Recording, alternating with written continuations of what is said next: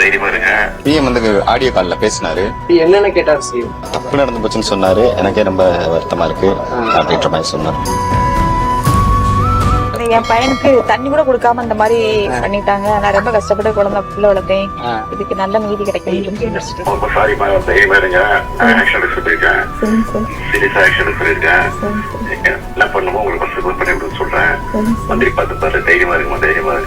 நடவடிக்கை கூடுதலா எடுத்து கேட்டா இந்த மாதிரி யாருக்குமே இனிமேல் நடக்கக்கூடாது அந்த மாதிரி சொல்லும் போது சரிப்பா வர என்னோட ஆழ்ந்த இரங்கலை தெரிவிச்சுக்கிறேன்.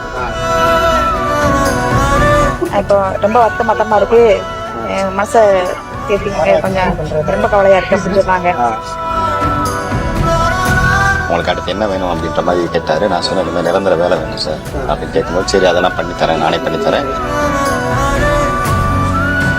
பிஎம் வந்து ஆடியோ கால்ல பேசினாரு. அந்த மாதிரி நடந்ததெல்லாம் கேட்டாரு. ஒரு சில விஷயம் நான் சொன்னேன். என்னென்ன கேட்டாரு? சிஎம் வந்து என்னப்பா அப்படி யாரு என்னன்னு கேட்டாரு. நான் என் பேர் அண்ணன் அஜித் குமார் சார். இந்த மாதிரி விசாரணை கூட்டு போயிட்டு இந்த மாதிரி நடந்துருச்சு சார், இப்படி இந்த மாதிரி யாருக்குமே இனிமேல் நடக்கக்கூடாது அந்த மாதிரி சொல்லும் போது சரிப்பா வர என்னோட ஆழ்ந்த இரங்கலை தெரிவிச்சுக்கிறேன்.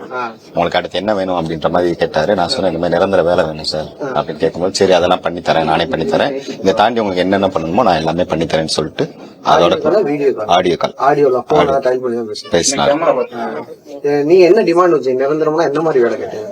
நிரந்தர வேலைன்னு முடிச்சுட்டேன். அண்ணன் பார்த்து கோயில் வேலையிலேயே இல்ல கோயில் வேலை வேணாம், கோயில் வேலை வேணாம்னு சொல்லியாச்சு.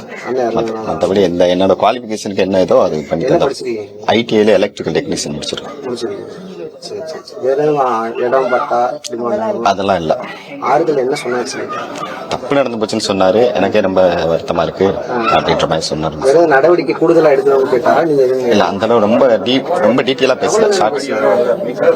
5 மினிட்ஸ் இருக்கு, அதிகபட்சம் 5 மினிட்ஸ். நீங்க பேசுனீங்களா?